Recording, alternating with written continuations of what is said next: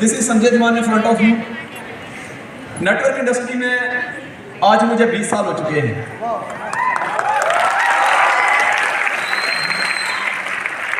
अगर क्वालिफिकेशन की बात करूं तो दोस्तों 11 पास हूं, मैडम 10 पास है।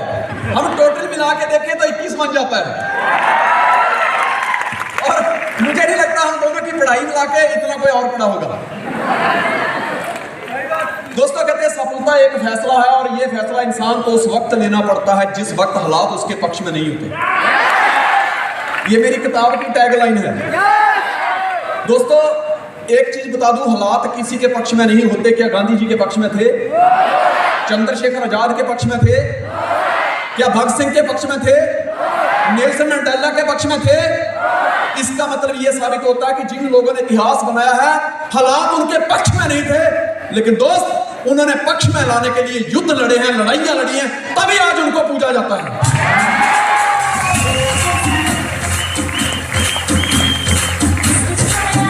दोस्तों जिंदगी की लड़ाइयां सिर्फ तेज और मजबूत लोग नहीं जीतते, बल्कि आज नहीं तो कल जीत उसी की होती है जिसको विश्वास होता है कि मैं जीतूंगा।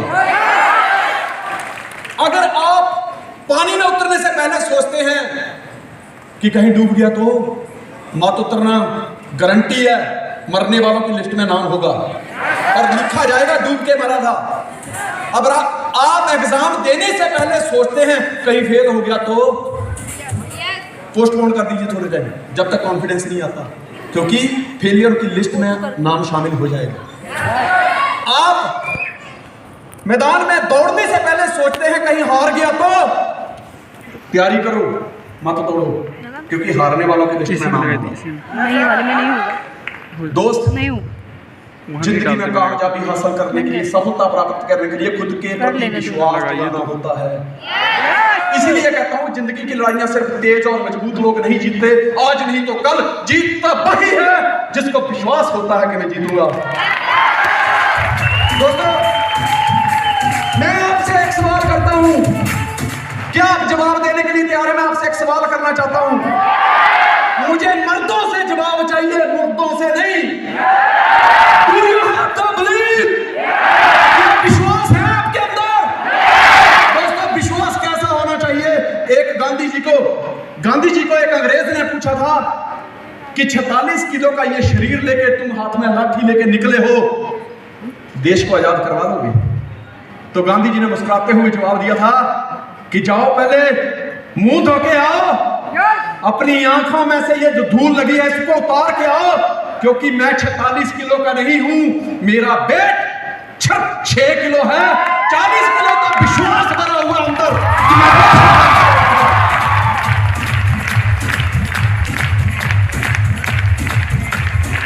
दोस्तों ये जो सफलता का युद्ध है, ये जो जंग है फाइनेंशियल फ्रीडम की, इसको जिताने के लिए एक हथियार काफी है, वो है विश्वास का हथियार। आज से 20 साल पहले मुझे भी विश्वास दिलाया गया था, मेरे लिए भी ये नया रास्ता था।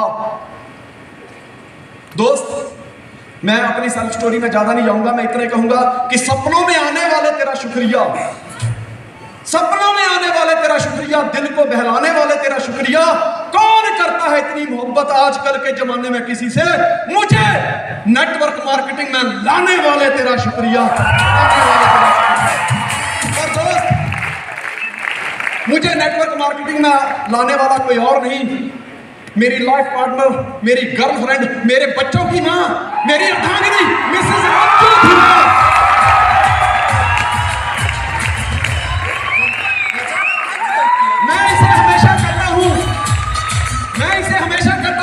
जब भी तुम मेरे साथ होती है उस दिन बात ही कुछ खास होती है। तो कहते हैं हर कामयाब इंसान के पीछे, कहते हैं हर कामयाब इंसान के पीछे एक औरत का हाथ होता है। सच है ये बात? जिसकी तो शादी हुई उसको तो मैं मान लूं, और जो कुंवारा है वो भी ये। दोस्त जरूरी है, कोई जरूरी नहीं कि वो जो औरत है, वो जो महिला है, वो जो लेडीज है, वो आपकी बहन भी हो सकती है, वो आपकी टीचर भी हो सकती है, वो मदर भी हो सकती है, वो आपकी धर्म पत्नी भी हो सकती है। हर कामयाब इंसान के पीछे एक औरत का हाथ होता है, क्या ये सत्य है? दोस्तों ये बात भी उतनी सत्य है कि हर फ्लॉप इंसान के पीछे 2 औरतों का हाथ होता है। और ये बंदा पिछले 20 साल से इस इंडस्ट्री में है, और अगर आपके सामने कामयाब होकर खड़ा है तो इस बात की फुल गारंटी है कि एक ही है जिंदगी में, दूसरी को आने भी नहीं दूंगा।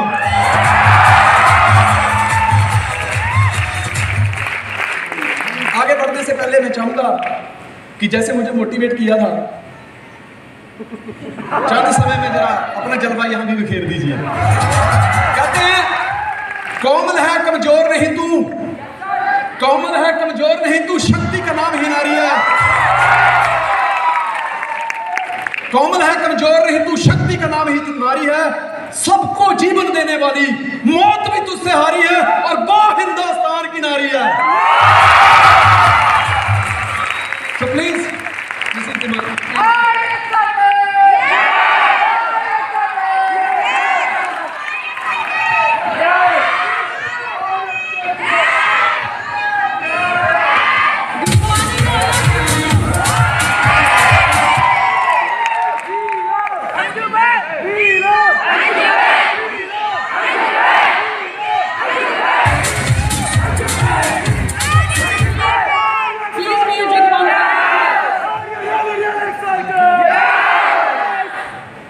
I'm also very excited. मुझे लगता है कि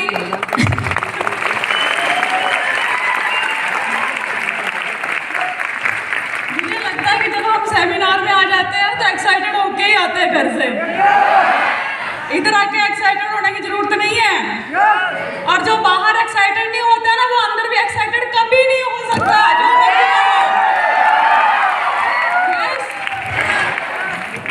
घर से ही एक्साइटेड होके आते हैं भाई। नाम इसी अंजू धीमान, 20 साल का करियर है नेटवर्क मार्केटिंग में। शायद आप लोगों ने सेल्फ स्टोरी तो पहले काफी बार सुनी होगी। सुनी है किसी ने? किसने सुनी है?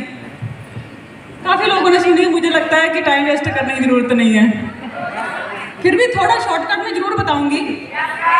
आज से 20 साल पहले Sanjay Dhiman sir motor mechanic का काम करते थे, बड़ी गाड़ियों के इंजन ठीक करते थे। उनका खुद का वर्कशॉप था गुजरात बड़ोदरा में।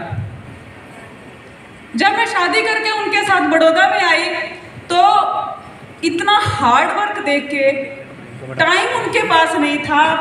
पैसे तो कमा रहे थे पर उनको पैसों को एंजॉय करने के लिए उनके पास टाइम नहीं था, खाना खाने का टाइम नहीं था। और मैं उसे बताना चाहूँगी, जैसे पीयूष की नई शादी हुई, उसकी वाइफ को पता होगा कि जब नई शादी होती है तो टाइम चाहिए होता है हस्बैंड का।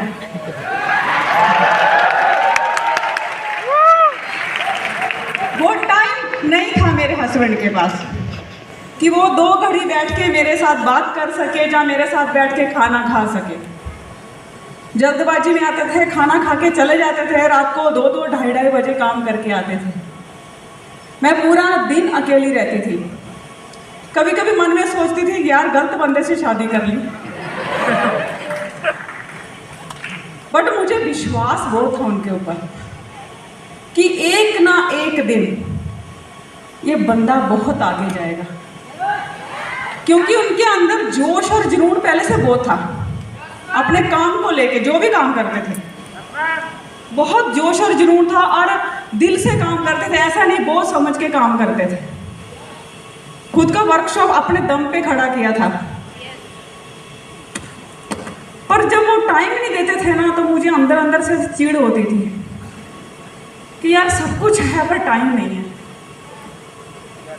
मैं हमेशा भगवान के आगे एक ही अरदास करती थी, एक ही प्रार्थना करती थी कि भगवान मेरे हस्बैंड का ये वाला काम छुड़ा दो। बीवियां सोचती हैं कि मेरे हस्बैंड का काम बढ़े और वो खूब तरक्की करे, और मैं बोलती थी कि उनका ये वाला काम छुड़ा दो और उनको कोई ऐसा काम दे दो जिससे वो मुझे टाइम भी दे, फाइनेंशियल फ्रीडम भी हो और हमारे सारे ड्रीम भी पूरे हों। क्योंकि बड़ौदा में जब मैं आई थी तो पीछे मम्मी पापा के पास भी घर भी था, ससुराल में भी अच्छा घर था, यूज़ करने के लिए सारी चीज़ें थी। फिर मैं उनके साथ आई तो यहाँ पे आके किराए का मकान था, नीचे मकान मालिक रहते थे, ऊपर हम लोग रहते थे। मकान मालिक किच बहुत करते थे, अगर थोड़ा सा पानी ज़्यादा गिरा दिया तो पानी ज़्यादा गिरा देते हो, तुम बर्तनों की आवाज़ करते हो, तुम धीरे चला करो नीचे आवाज़ आती है, मतलब बहुत टोकते थे। वो चीज़ें मेरे से बर्दाश्त नहीं होती थी। मैं हमेशा बोलती थी कि मेरे हस्बैंड का ये वाला काम छुड़ा के एक ऐसा काम दे दो जिससे फाइनेंशियल फ्रीडम भी हो, टाइम फ्रीडम भी हो, हमारे सारे ड्रीम भी पूरे हों, हमारा खुद का घर भी हो, गाड़ी भी हो, अच्छा लाइफस्टाइल। यस, मैं हमेशा ये मांगती थी। और कहते हैं ना कि कोई भी चीज़ है ना आपको बिना कुर्बानी के नहीं मिलती है। बहुत कुछ पाने के लिए बहुत कुछ गंवाना भी पड़ता है। यस, मेरी हेल्थ अचानक बिगड़ गई। हमारा छोटा बेटा छोटा था उस टाइम, बड़ा वाला, अभी तो 22 साल का हो गया, वो 2 साल का था। तो अचानक मेरी तबीयत बिगड़ी, मैं बहुत ज़्यादा बीमार हो गई। अच्छी हेल्थ अच्छी नहीं थी मेरी, मैं खाना भी नहीं बना सकती थी। यहाँ तक कि मैं अगर सब्जी को तड़का करती थी तो मैं ऐसे मुंह बांध के करती थी, क्योंकि मुझे टीबी हो गया था। और वो टीबी होने का कारण भी एक ही था, क्योंकि मैं चिढ़ती बहुत थी।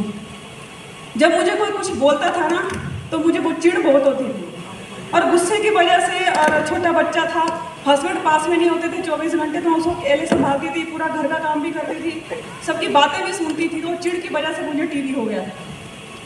और दिन प्रतिदिन मेरी तबीयत इतनी बिगड़ गई, मतलब मैं चलने लायक भी नहीं रही। सर ने मेरे ऊपर बहुत खर्चा किया, जितना कमाया था सब लगा दिया, जीरो हो गए।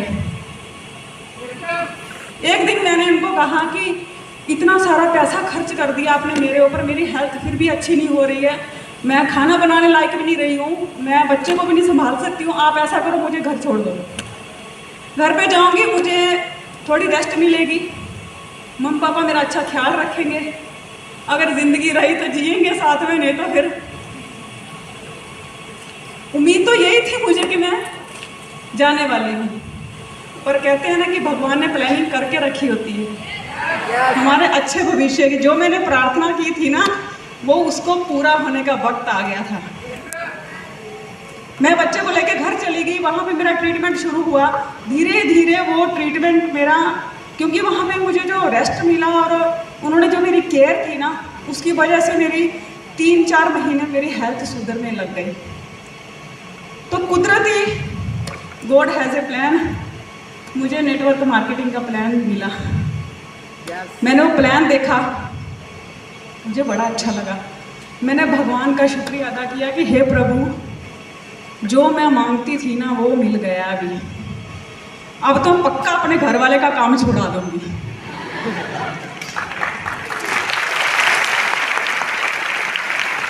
मैंने सर को तुरंत फोन किया कि आप जल्दी से घर वापस आ जाओ, मेरी तबीयत बड़ी खराब है, मुझे आपसे मिलना है। सर को ऐसा लगा कि इतनी बिगड़ी हुई तबीयत थी, शायद ज़्यादा ख़राब हो गई है। उस टाइम तो मोबाइल फ़ोन भी नहीं होते थे ना हमारे पास, STD कॉल करते थे हम लोग। सर के पास भी वो लैंडलाइन फ़ोन नहीं था, सर के पास भी नहीं था। इनकी वर्कशॉप के बाजू में दूसरे की वर्कशॉप थी, वहाँ पे फ़ोन था। तो मैंने वहाँ पे STD से फ़ोन किया कि आप जल्दी आओ, मेरी तबीयत बड़ी ख़राब है, मुझे आपसे मिलना है। अभी सर को ऐसा लगा कि शायद मरने वाली है। वो मुझसे मिलने के लिए दूसरे दिन टिकट लेके हिमाचल आए, और मैंने उनसे मिलने के बाद ये नहीं पूछा कि आपका काम कैसा चल रहा है, आपकी हेल्थ कैसी है, आप कैसे हैं, ना ही अपना बताया कि मैं कैसी हूँ। सीधा ही नेटवर्क मार्केटिंग का प्लान दिखाया।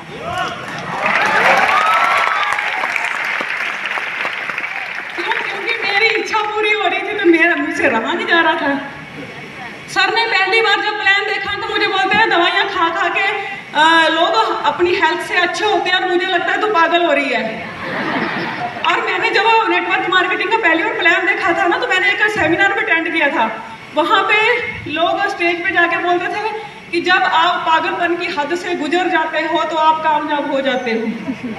तो सर ने जब बोला कि तू पागल होगी दवाई खा के, तो मुझे यकीन हो गया वाकई में मैं ना अभी सक्सेस होने वाली। मैंने बोला कुछ भी समझो, पागल हो गई, कुछ भी समझो, आप ये समझो कि ये मेरी ज़िंदगी का एक लास्ट डिसीजन ही समझ लो। आपकी ज़िंदगी बदलने के लिए आई हूँ। मैंने कसम खाई थी भगवान के सामने, आपका वो काम छुड़ा दूंगी, आप जिस काम के लायक हो आपको वो दिला दूंगी। वो काम आ गया हमारे हाथ में। सर ने देखा कि एटीट्यूड तो चेंज था, सेहत पहले से बेटर थी, पर जो जोश जुनून और जो विश्वास था ना नेटवर्किंग को लेके, वो उन्होंने पहली बार देखा। मुझे कहा कि तू इतने विश्वास से कैसे कह सकती है कि ये काम अच्छा है। मैंने बोला मुझे नहीं पता मैं कैसे कह सकती हूँ, और मुझे भगवान पे पूरा विश्वास है। यस। मुझे पता है कि भगवान हमारे सारे सपने पूरे करने वाले हैं। मैंने जो जो सोचा है, जो जो उनसे मांगा है ना, वो इस इंडस्ट्री के जरिए हमको दिलाने वाले हैं। और मेरा विश्वास कभी भी गलत नहीं हो सकता। और मुझे आपके ऊपर भी पूरा विश्वास है कि आप इस काम को कर सकते हैं, आप बहुत आगे जा सकते हैं। तो सर ने मुझे मेरी बातें मान के, अक्सर हस्बैंड ना बीवी की बात नहीं मानते, मैं अपने आप पे प्राउड करती हूँ कि आज तक मैंने उनको जो भी कहा उन्होंने माना है।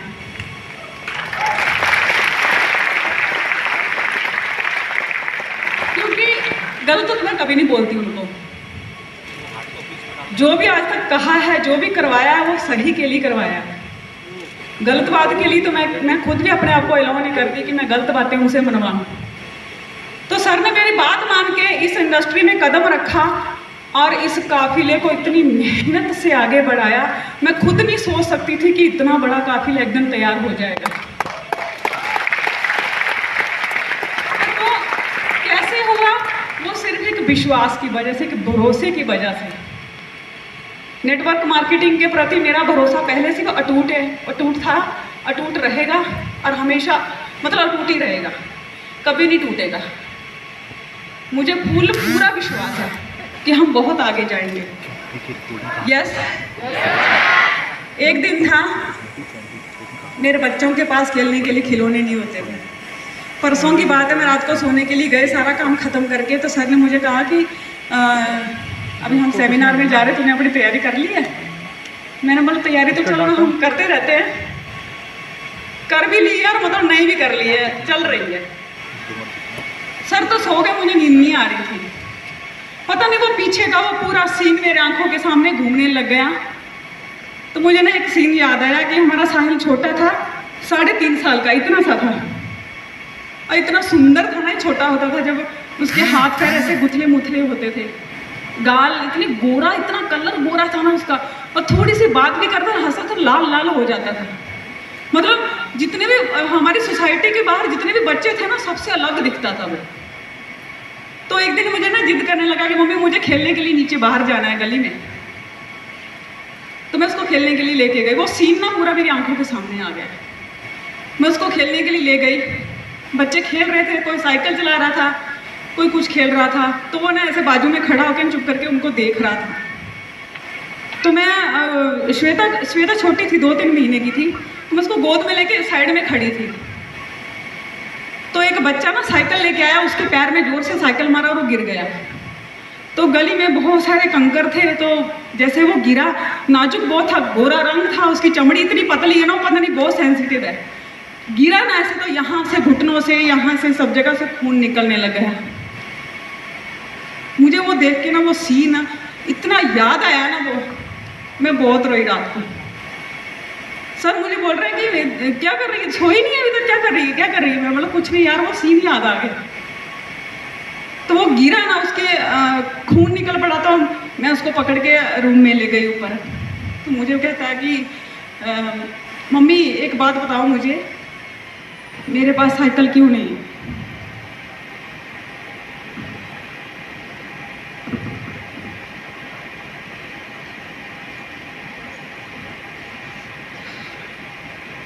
मैंने उसको एक चीज़ बोली, मैंने बोला बेटा देख, तेरे पास भी एक दिन साइकिल आएगी।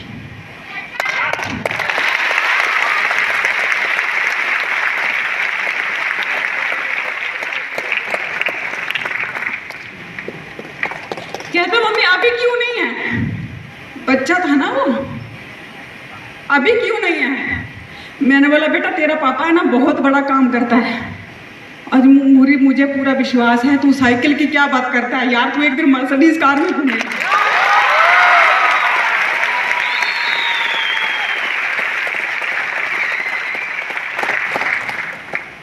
लोग सोचते होंगे ना, काफ़ी लोग सोचते होंगे जब हम सेमिनार में जाते हैं कि संजय धीमान सर और उनकी वाइफ जैसा लाइफस्टाइल हमारा क्यों नहीं। पर मैं आपको बताना चाहूँगी, आप इस लाइफस्टाइल के ऊपर को मत जाए। हमने बैक में जो किया है ना, जो सहा है ना, उसको भी सोचना, उसको भी देखना।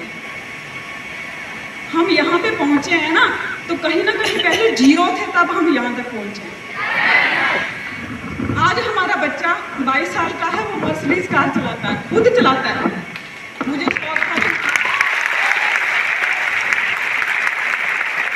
मुझे शौक था कि मेरे बच्चे हैं ना बहुत अच्छे स्कूल से हाई एजुकेशन लेके पास हों, अच्छे अच्छे मार्क्स लेके पास हों, उनके नाम के पीछे भी एक डिग्री लगनी चाहिए।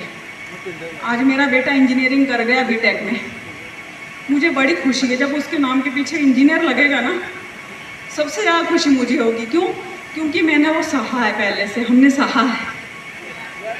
यस, हमने अपने बच्चों को कटोरियाँ और चम्मच देके उनके साथ खेलते हुए बड़ा किया है। लोगों के बच्चे पैदा होते हैं तो पैदा होते हैं उनको मोबाइल हाथ में आ जाता है। यस, हमारे बच्चों के पास नहीं था, बट आज है। क्यों? क्योंकि उस वक्त नहीं था।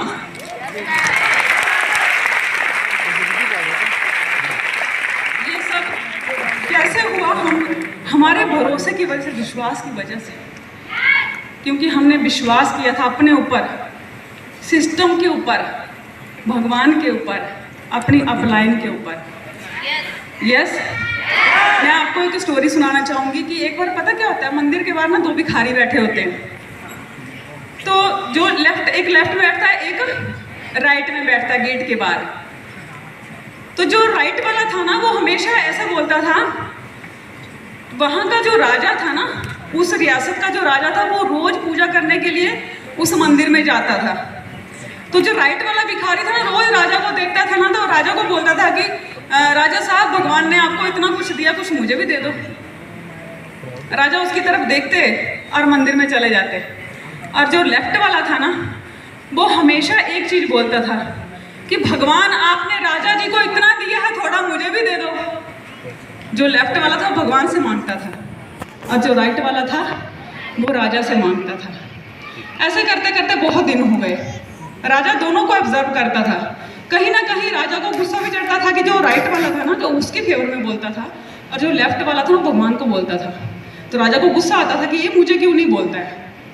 एक दिन क्या हुआ, राजा घर पे गए पूजा करके, तो उन्होंने खीर बनवाई, काफ़ी बड़े बर्तन में खीर बनवाई, और उसमें मुट्ठी भर के सोने के सिक्के डाल दिए, और अपने मंत्री को बोला कि मंदिर जाओ, और जो राइट साइड में भिखारी बैठता है ना, ये कटोरा उसको देना और बोलना राजा जी ने भेजा है। तो मंत्री जी उसके पास गए कटोरा लेके कि राजा जी ने आपके लिए भेजा है। भिखारी बड़ा खुश हुआ, उसने कटोरा लिया और खाने लगा। मंत्री चले गए वहां से। ये सिक्के डाले हुए अंदर, मंत्री को भी नहीं पता और भिखारी को भी नहीं पता है, सिर्फ राजा को पता है।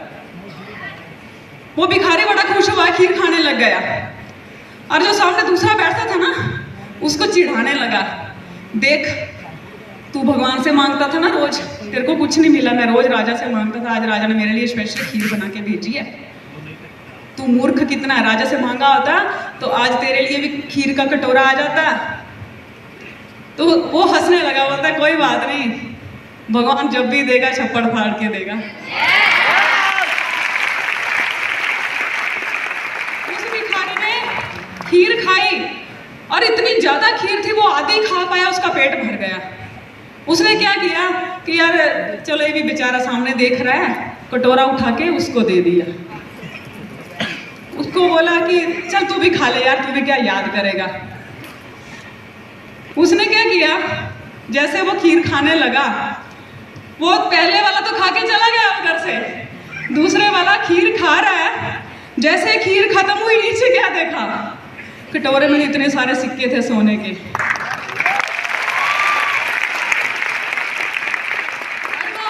कटोरा लेके घर पे चला गया, दूसरे दिन वो नहीं आया।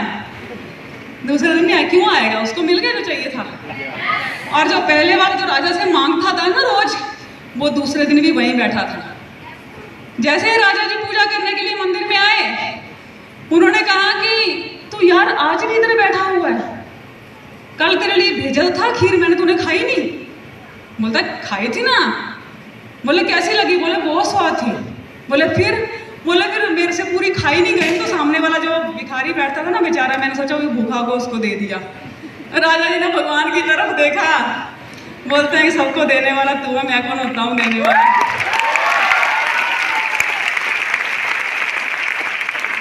उस भिखारी को क्यों मिला? क्यों? भरोसा था भगवान के ऊपर उसको कि जिसने राजा को दिया वो मुझे भी देगा एक दिन। भरोसा था। तो हम भी यही भरोसा लेके चले थे नेटवर्क मार्केटिंग में कि जहां उसने इतने सारे लोगों को दिया ना, हमें भी देगा। और जब दिया तो इतने खूबसूरत लोग दे दिए हमें।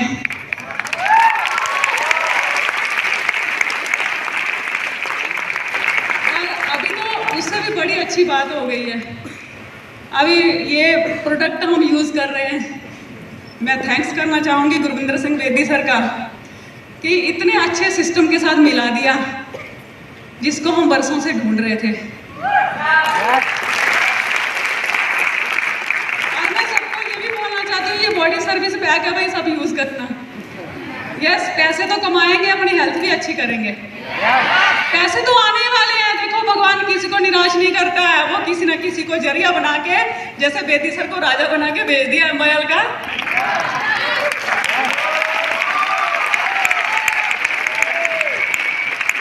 वो खुद कभी देने नहीं आते, किसी न किसी को जरिया बन के देने के लिए आते हैं। यस, प्रभु के ऊपर बहुत विश्वास रखना, ठीक है? अपने ऊपर पूरा विश्वास रखना। आज जो पास में नहीं है ना, कल वो होगा। पर कब होगा? जब विश्वास रखेंगे। पैसे तो बहुत आने वाले हैं, छप्पड़ फाड़ के आने वाले हैं भाई, ये मेरा एक्सपीरियंस बोलता है। यस, बहुत कमाने वाले हैं, बहुत आगे जाने वाले हैं। पर मैं हमेशा हर एक सेमिनार में एक ही बात बोलती हूँ कि जिंदगी में जब जितना मर्जी पैसा आ जाए, कभी अहंकार मत करना।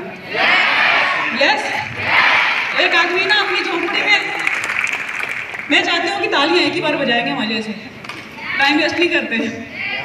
झोंपड़ी में ना एक आदमी ना दिया जला के पढ़ाई कर रहा था, दिया जला के पढ़ाई कर रहा था।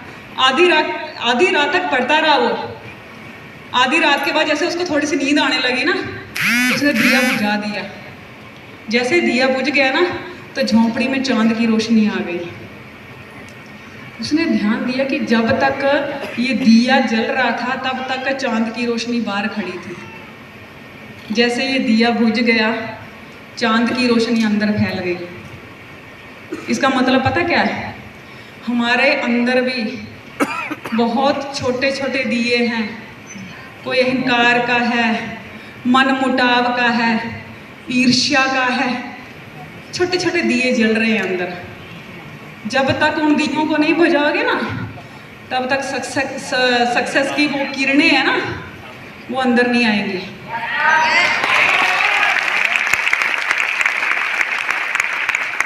तो कभी भी लाइफ में कितने भी आगे बढ़ जाओ, कुछ भी कर लो, बहुत बड़ी बड़ी अचीवमेंट भी कर लो, कभी अहंकार अपने दिमाग में मत आने देना। लोगों से प्यार से पेश आना, प्यार से बात करना, जैसे हम करते हैं ना, ऐसे ही करना। यस, वो मुकाम भी हासिल करोगे ना, जब एक बड़ा मुकाम, यहाँ पे आके जब दास्तान सुनाओगे ना अपनी, तो लोगों को ये नहीं लगना चाहिए कि ऐसे फ्री में आ गया, इधर चीटिंग करके आ गया, ऐसा नहीं लगना चाहिए। मेहनत करके काम करना, प्यार से बात करना, क्योंकि मीठी जुबान कहते हैं ना कि जितना अच्छा करती है ना आपका, उतना दुनिया में कोई भी चीज़ नहीं कर सकती। ठीक है? और चैत्र नवरात्रि की आप सभी को बहुत बहुत शुभकामनाएं। माता रानी आप सबके घर में ना खुशियों की बहार लेके आए, बहुत सारे पैसों का ढेर लेके आए। आप सबकी हेल्थ वेल्थ सब अच्छी हो जाए। यस, चाहते हैं ना? देखो लास्ट में इतना कहना चाहूंगी कि बिन जले विभूति नहीं। बिन चले विभूति नहीं, बिन चले अनुभूति नहीं। कोई चलता है पद चिन्हों पे, कोई पद चिन्ह बनाता है, रचता है जो इतिहास जग में, दुनिया में वही पूजा जाता है।